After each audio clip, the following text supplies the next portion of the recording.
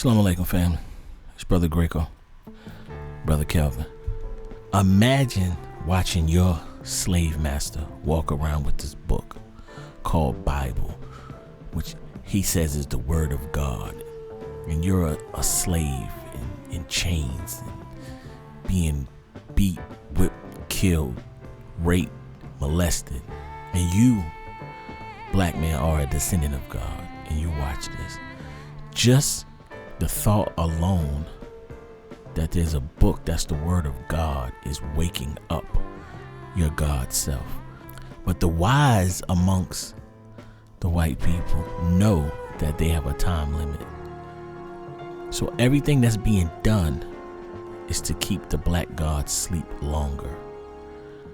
He can't stop it, but he desires to prolong it because he's prolonging his own life.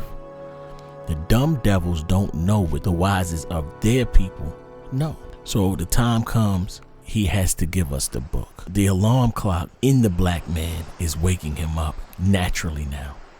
So they give us their religion and their book. Now when they give us this book, it's different from the book they have. The same way they do today. Two books. Their book for their people and our book for our people. They say that the Bible, the original Bible that they gave the black man in slavery, was not even 90% of the Bible that you see now. So now preachers are coming on the scene. These preachers are leaders in the black community.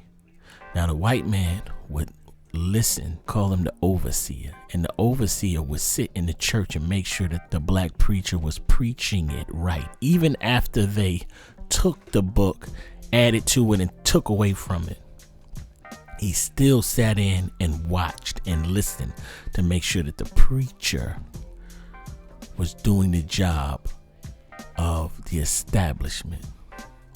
No matter how little they give him of it, it's still waking up the black God. So preachers are being born, but they need a place other than what the slave master gave him to talk. A man comes from the east because the time of the devil's rule is up.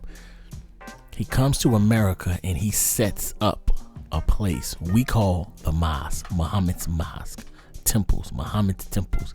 These places are set up for these preachers who were born to deliver a people. Now these places were set up where they could teach the teachings freely. The early Muslims, most of them came from the church, came from out of Christianity. And if you look at the mosque and you look at the church, you can see that a wise God studied it and took things out and added things. You see a mosque one day, go in.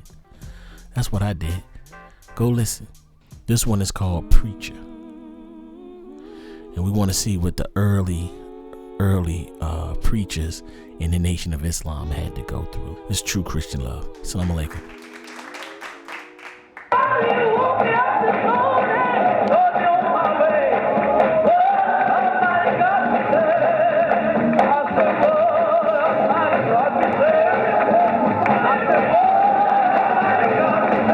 They don't know God. So how can they call on that which they don't know? So I thank you for allowing me to come before you, brothers and sisters, and allowing me to say a word. I thank Allah for your presence. I greet you as I came before you in the greeting words of peace. Assalamu alaikum. Please help me to bring on my big brother, a wealth of wisdom, Brother Minister James Muhammad. We can do better than that.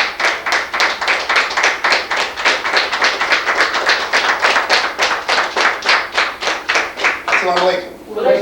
Sir. In the name of Allah, the Beneficent and the Merciful, praise belongs to Allah who came in the person of Master Farrakhan Muhammad, to whom all holy praise is due. We cannot thank him enough for divine leader, teacher, and perfect guide in the Honorable Elijah Muhammad and Minister Farrakhan. In their names I greet you. Assalamu alaikum. Wa alaikum salam, sir. All praise is due to Allah. It's good to be here today. I would probably have liked to see about 60 or 75 more that we could really talk to them. Yes, So I'm going to try to etch something out to whoever's here. I don't know from what background you come from. Most of us come from the same background that I came from. I was raised up in church, like most of you. Only you young people came because we were Muslims, and we bore you after we came into the nation. But most of us were raised up in church. My grandfather was a hoop and holler preacher. A good man. And he really could do what it was that he did. Right. He was a runaway slave. I have old parents. He was born in 1846. That tell you how old I am, but I'm not. But anyway, he was a runaway slave, and he did this. My mother said that when I was born, she said that I would be her preacher, like her father. Later on in life, the minister said that women see things. How could she know? Another thing about that law. But she felt it and knew. Even as I grew, I rejected it. She said, boy, in God's own time. Right. I smell like Valentine beer. You know that stuff. The 3 ring sign. I was ripping and running like I was crazy. Right. But she just looked at me and said, in God's own time. And she was right, to a point. She thought I was going to the Christian church that my grandfather built. I guess I had to go and build my own. So here I am. I've been in the Nation of Islam 42 years. I came before most of you were born. And some of you were very young. I came out of the church. It upset some people. And some people decided they would investigate what it was that I found outside of the Methodist Church.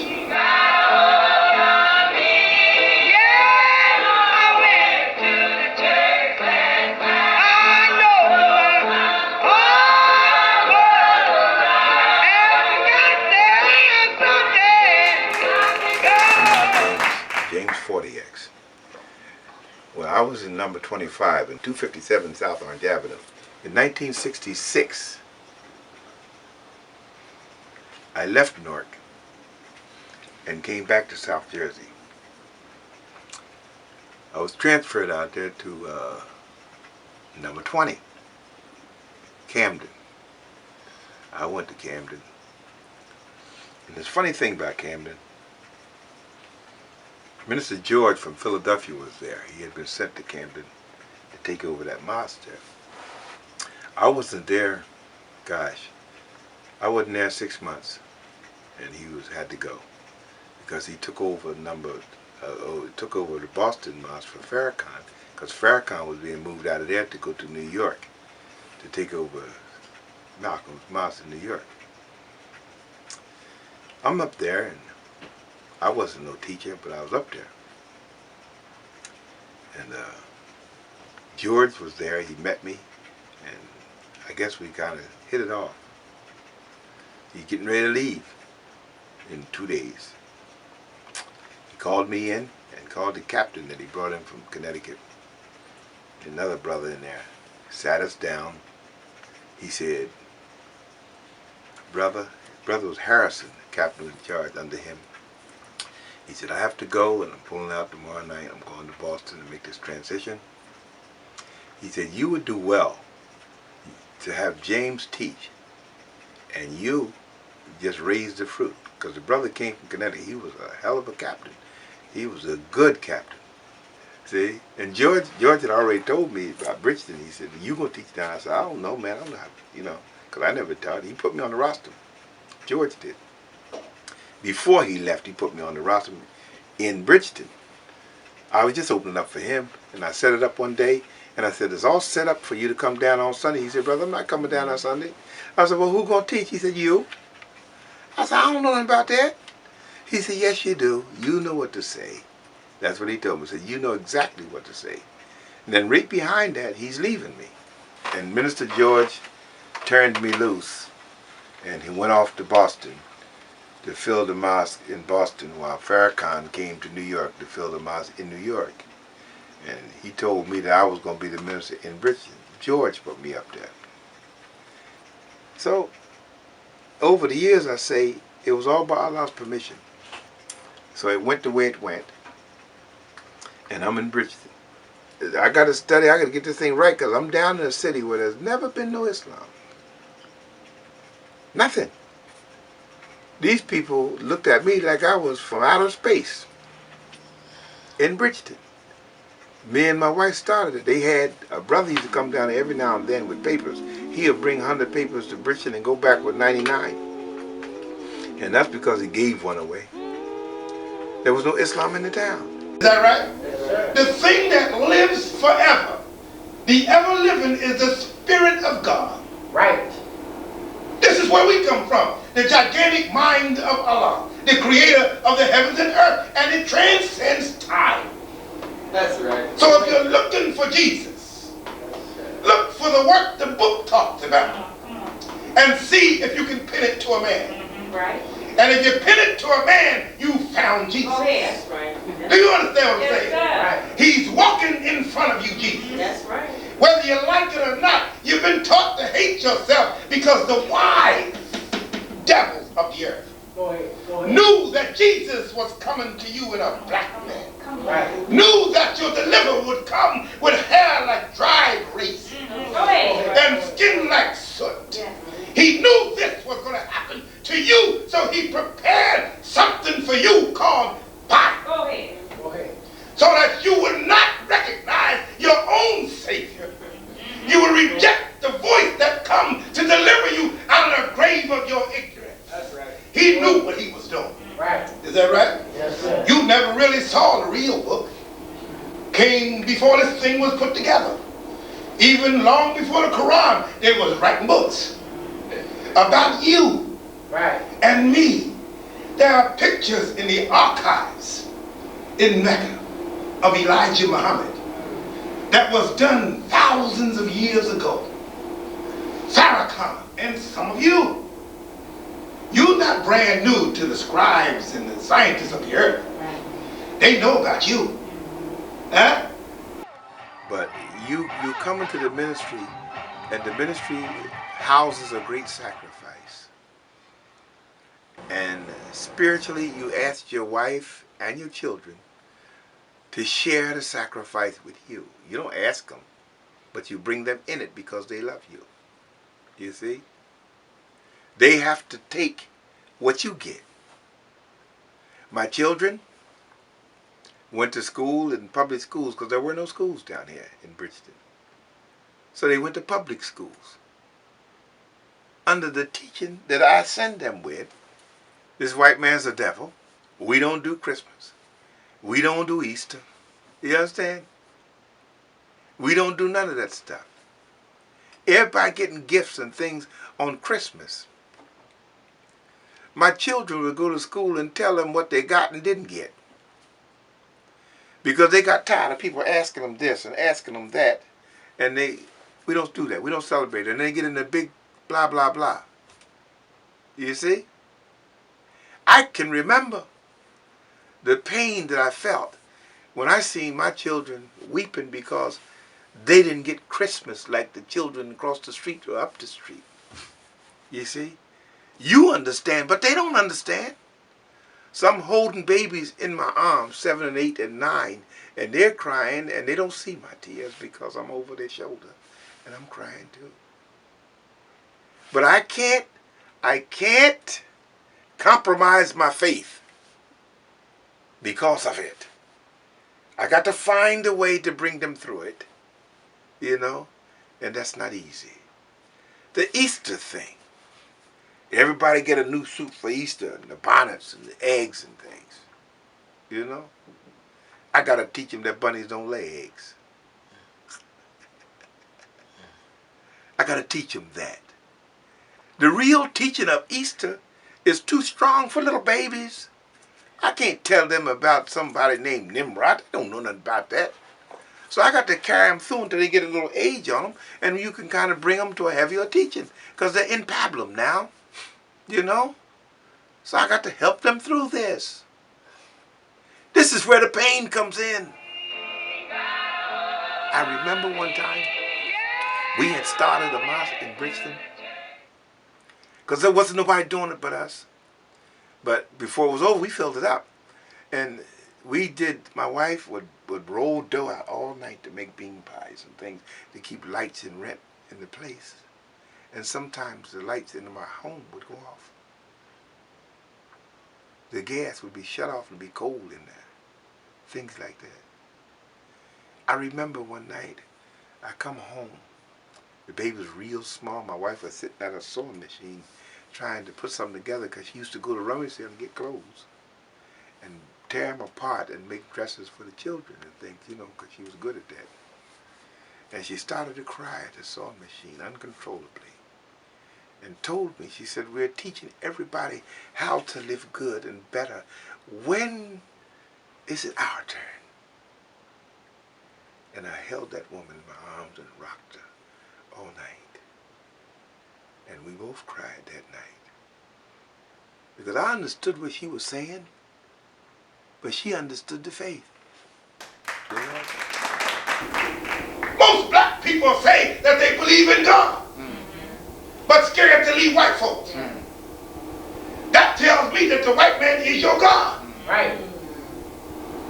Black people believe in God, afraid to fly from here to New York. I ain't getting on no plane. Right. God didn't put no wings on me. What kind of foolishness is that? Right. I know someone won't even get on a train. Right. Scared of mice. Scared of the dark, and you came from the dark. Right. Huh? But yet we say that we believe in God. Through Jesus, man, we can do all things, but you can't fly. Through Jesus, you can do all things, but you're afraid of mice. Talk to me about your Jesus. I think you got the wrong one. I think you're just talking. You don't know Jesus anyway. I'm telling you that there's 4 of them. You said, wait a minute. In our time, you know, Master Father Muhammad gonna live for as long as we've been in bondage. Is that right? That's right. He got, what is it, 400 years he got? 400 years. Yes, sir. So he's alive, and he was the Jesus that came to teach us. That Jesus found another one. Elijah Muhammad, Jesus. He's a big Jesus. But they said that Jesus confronted the Jews in front of Jerusalem, is that right? Right. And had a hell of a time talking about the Jews. It's talked about in John 8 and 44, but Elijah didn't do that, but Farrakhan did. Right.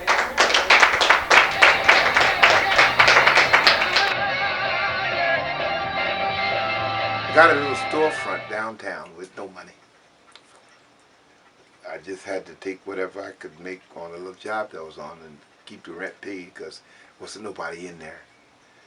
A couple young brothers would come in there. They never had no money, you know. If I sent a collection out, it would get $2, $3, you know, something like that.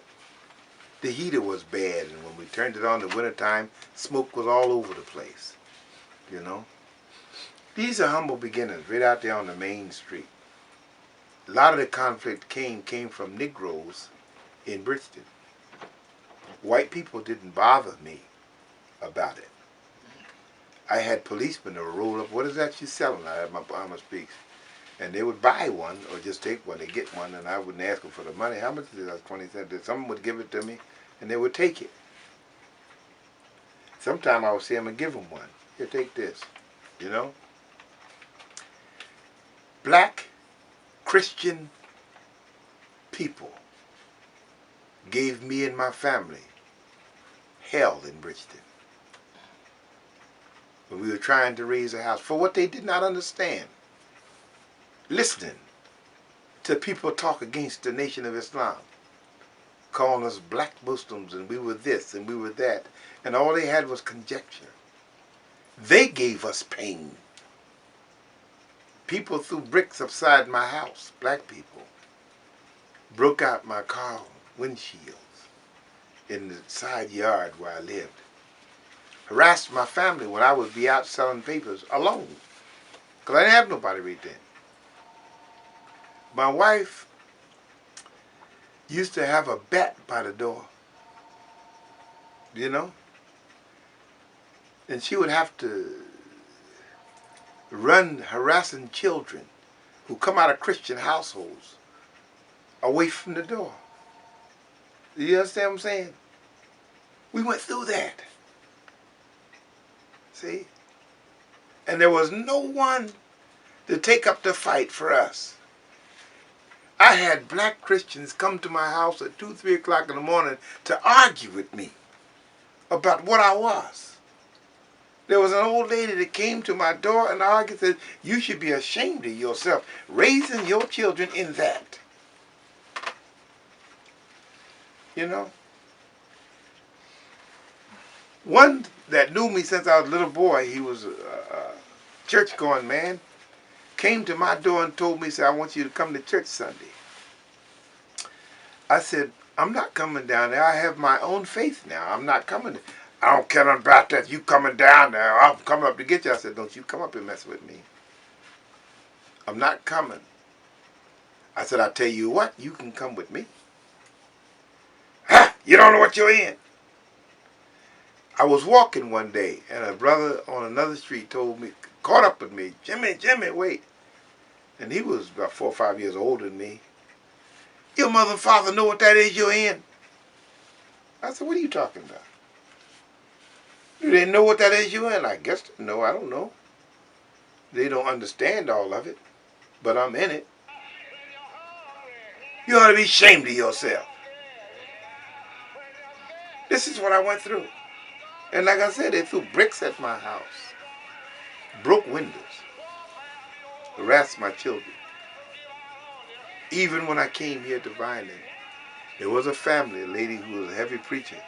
Don't play with them kids. They don't believe in God. That's what he instructed her children. I had 2 younger children who used to wait for the bus up the street, and the neighborhood children would gang up on them and wouldn't let them have no peace. They got so they were afraid to go wait for the bus to go to school. I taught my children to fight.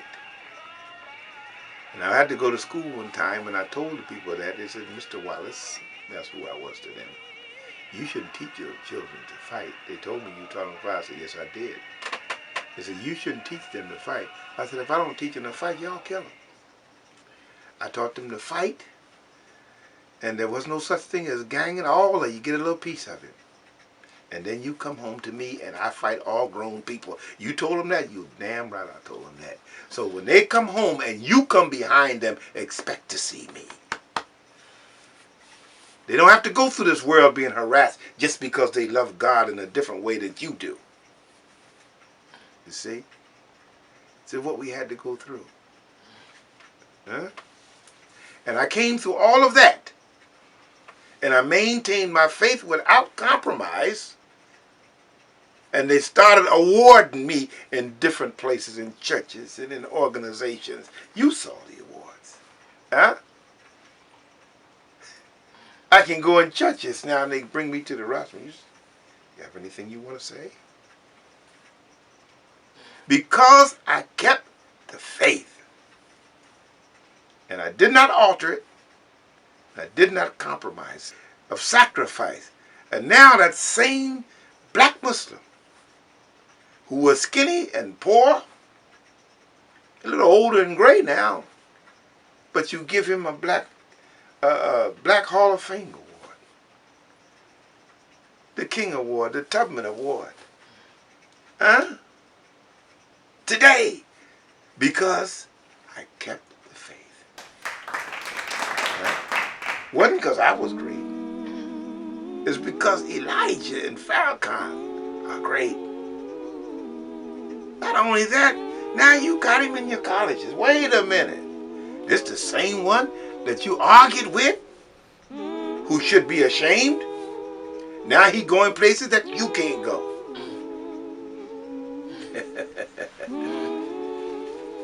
It's been a long journey. You would follow what Jesus talked about in this book. You wouldn't be afraid of nothing. You'd pull your skirt down, cross your knees. That's right. You'd stop eating pork chops. You would love your sister and your brother. Right.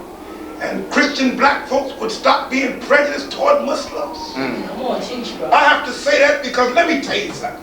I visited a church because I had family in there. And when she saw my bow tie, the preacher said, we got to save our children from that Farrakhan. Why would you say that? Right. Why would you slap me in my face? And I humbled myself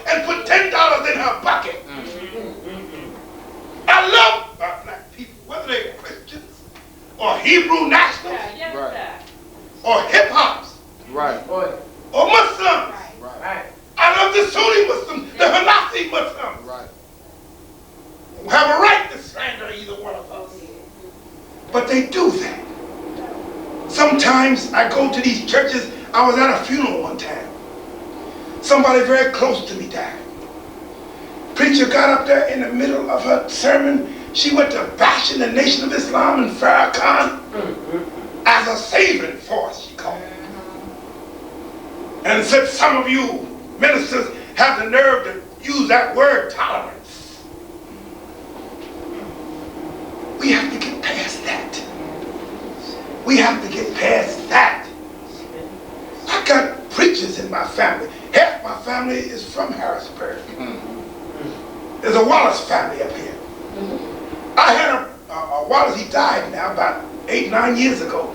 Charles was one of the greatest preachers that I had heard. You ever heard Charles Wallace? Could the man preach? Good God, he could preach. I used to love to hear him preach. When he come to town, I go to church. I came up here to hear it. You heard it. He had a tall wife. Yeah. Man could speak the English. I said to myself, if I ever get him in here, he'd be one of the baddest Muslim ministers we got. He's something. Preaching's in my family. Then there was one named Kenneth. Kenneth was a holiness preacher. No, Charles was holiness. Kenneth, I think, was Methodist. But he lived down there near the market. Yeah, that's right. He's with his daughter somewhere in Texas now. Yeah, she took him, he's old and couldn't take care of himself. But preachers all through my family. Granddaddy, sisters, uncles. These were my first cousins. Yeah. I had preaching cousins and liquor drinking cousins. I had a well-rounded variety. You know what I'm saying? My mother, she didn't drink or smoke or not. She was a teacher for about 50 years. That was her. But her daughters didn't follow all of her examples. But that was okay. Everything in your life is something for you to learn from. That's right. That's right. And it's all for a reason. It's by God's permission that you have this diversity in your family. It's by God's permission that you have somebody out of your ranks setting up a new teaching. It's not only that he's setting up a new teaching, it's a trial for you sitting here. Yes, sir. Yes, sir. You who say you love Farrakhan. Yes, sir. Maybe you love who's setting up the new teaching. We're going to find out. Yes, sir. Yes, Do you understand what I'm saying? I got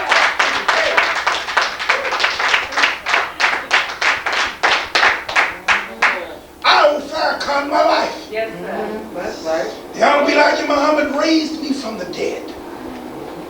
I was one of his ministers back in the middle 60s. I was a lieutenant in the early 60s when there was doing things that I don't speak of because there's no statute of limitations on some stuff that went down. So I don't talk about it. But I was a strong lieutenant in North New Jersey back in 63 and 4 and 5. We call them the Malcolm years. And Malcolm is gone. But much of these things we knew about that I don't talk about to you because you may not be my friend. That's right. Anyway, we're talking this afternoon. Go ahead. We all right? Yes, sir. You say you love Farrakhan, right? When things come in the midst of you, it's a test for your love and your faith. That's right. Now, I don't give a damn how right it looks. Be left behind. I want to be with Elijah.